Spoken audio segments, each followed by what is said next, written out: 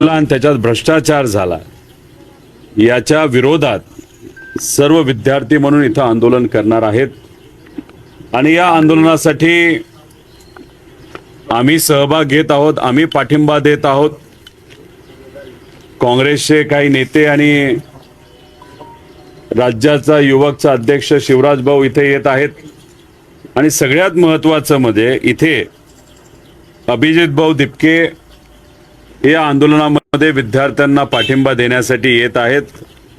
त्याच्याच बरोबर नितेश कराळे गुरुजी हे आज आपल्या या छत्रपती संभाजीनगरमध्ये आलेले आहेत। रविराज भाऊ साबळे व इतरही सर्व सामाजिक व शैक्षणिक काम करणारे कार्यकर्ते या विद्यार्थ्यांना पाठिंबा देण्यासाठी आलेले आहेत आणि विद्यार्थी मोठ्या संख्येने इथं उपस्थित राहणार आहेत।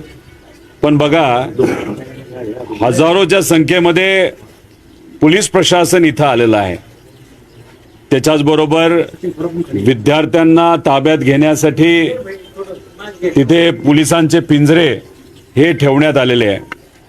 पण शेवटी हे सामान्य परिवारातली जे मुलं मुली आहेत जे स्वतःच्या हक्कासाठी आणि पेपर फुटीमध्ये जो भ्रष्टाचार होतो, MPSC मध्ये येत्या काळामध्ये ऑनलाईन परीक्षा घेतल्यामुळे त्यात भ्रष्टाचार जो होणार आहे आणि TET परीक्षेमध्ये सुद्धा जो भ्रष्टाचार त्या ठिकाणी झालेला आहे व त्याच्याच बरोबर अभिजित भाऊ नीट परीक्षेसाठी लढत आहेत, त्या नीट विद्यार्थ्यांना सुद्धा पाठिंबा देण्यासाठी इथं सर्वजण आलेलो आहोत। त्यामुळे आंदोलन मोठं होईल आणि हे जे झोपलेलं सरकार आहे नाही तर झोपलेलं सोंग घेणारं सरकार आहे त्याला जागा केल्याशिवाय हे युवा शांत बसणार नाही, एवढं या ठिकाणी मी सांगतो। सातत्यानं तुम्ही आवाज उठवताय, तुम्ही ट्विट देखील केले काल की म्हणू शकते काय या सरकारच्या विरोधात जे कोणी लढत आलेले आहेत त्यांच्या कुठली ना कुठली तरी कारवाई हे सरकार करतच आलेलं आहे। मी काम करत असताना मी आधी व्यावसायिक क्षेत्रामध्ये आलो, नंतर राजकारणात आलो। राजकारणामध्ये आजचे अनेक नेते आपल्याला बघायला मिळतात, ते आधी राजकारणात आले नंतर व्यवसायामध्ये गेलेले आहेत। खूप खोलात कोणाच्याच तिथं मी जाणार नाही। व्यवसाय करत असताना राजकारण पण मी तिथं करत असल्यामुळे कधी कधी आम्हाला जे काय कळतंय, माझा आवाज दाबण्यासाठी कदाचित माझ्या काही कंपनीवर तिथं कारवाई सुद्धा तिथं केली जाऊ शकते। याच्या आधी EDची कारवाई झाली, एक्साईजची कारवाई झाली, इन्कम टॅक्सची कारवाई झाली, पोल्युशनची कारवाई झाली, अशाच बऱ्याच कारवाई करून सुद्धा मी विचाराची साथ सोडली नाही, लोकांची साथ सोडली नाही।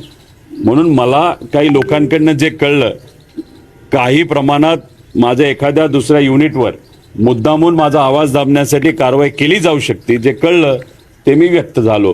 पण किती काय झालं, लोकांची साथ असल्यामुळे लोकांबरोबर मी राहणार आणि लोक हे नक्कीच चांगल्या विचाराने आम्हाला सुद्धा तिथं या लढ्यामध्ये ताकद देतील असा विश्वास वाटतो।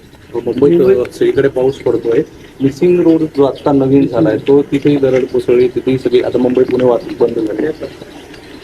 खरं तर मिसिंग लिंकच्या बाबतीत बोलायचं झालं तर काही दिवसांपूर्वी आपले जे मुख्यमंत्री साहेब आहेत त्यांनी एक स्टेटमेंट केलं होतं, जे खड्डे पडलेत ते आम्ही ड्युरेबिलिटी टेस्ट करतोय। म्हणजे खड्डे पडल्यानंतर रस्ता नीट आहे का नाही, ड्युरेबल आहे का नाही हे आम्ही बघत आहोत आणि त्यामुळे खड्डे पडतायत ना, ती चांगली गोष्ट आहे। एखादा भ्रष्टाचार, जर चुकीचा व्यवहार एखाद्या कॉन्ट्रॅक्टमध्ये नाही तर एखाद्या कामामध्ये झाला असेल तर गोंडस शब्दामध्ये ड्युरेबिलिटी टेस्ट हे पुढं केलं आणि मुख्यमंत्री साहेबांनी त्याच्यावर पडदा टाकण्याचा प्रयत्न केला। आता मिसिंग लिंक मध्ये जे दरड कोसळलेली आहे, आतून पार धबधब्यासारखं तिथं पाणी पडत आहे, मग असंच म्हणावं लागेल की हा धबधबा नाही तर दरड कोसळणं याच्यातून सुद्धा सरकार कुठेतरी ड्युरेबिलिटी टेस्ट करते आपल्याला म्हणावं लागेल। काय झालं, मिसिंग लिंक आहे ना